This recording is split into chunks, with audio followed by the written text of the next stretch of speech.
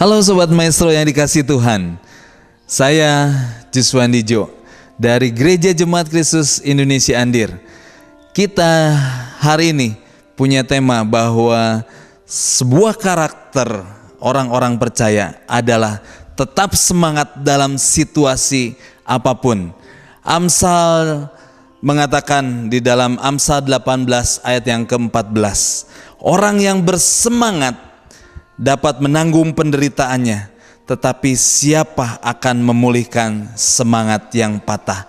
Seorang pendeta yang bernama W.F. Sangster, ketika dia mengalami satu hal penyakit yang cukup aneh, ketika dia merasakan bahwa otot kakinya tidak mengenakan dan suaranya juga tenggorokannya sangat tidak enak. Dengan bersusah payah Sangster pergi ke dokter untuk memeriksakan kesehatannya, terutama untuk kaki dan tenggorokannya.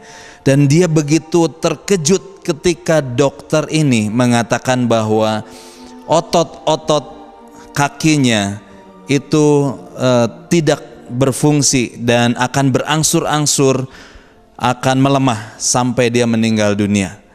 Tentunya hal ini sungguh membuat Sangster cemas dan menjadi galau.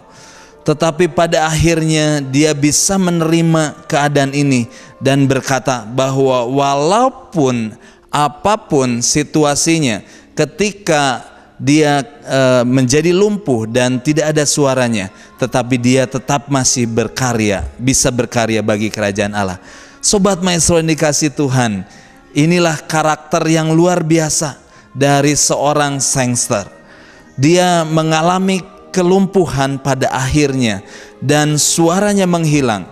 Tetapi dengan semangat, Sangster ini tidak hanya diam, tetapi dia mengambil pena dengan gemetar. Dia masih bisa menulis, dia masih bisa berkarya bagi kerajaan Allah. Dan Sangster ini punya semangat yang tinggi, walaupun dia sudah tidak lagi muda,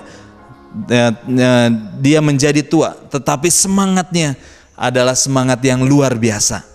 Inilah yang harus kita contoh, ini yang menjadi inspirasi buat kita, supaya kita tetap semangat menikmati kasih karunia daripada Tuhan. Dari hal apapun, dalam kondisi apapun, biarlah kita tidak tergantung, untuk kita tetap semangat kepada Tuhan.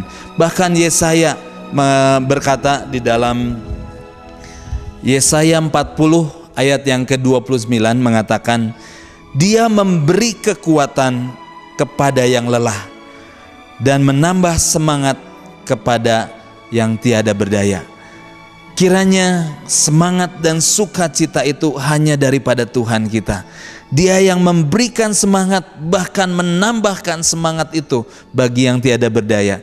Dan inilah yang menjadi kekuatan buat kita, supaya karakter kita, dari kebiasaan kita, dari gaya hidup kita, menjadi orang-orang yang bersemangat, bahkan menjadi penyemangat buat orang lain.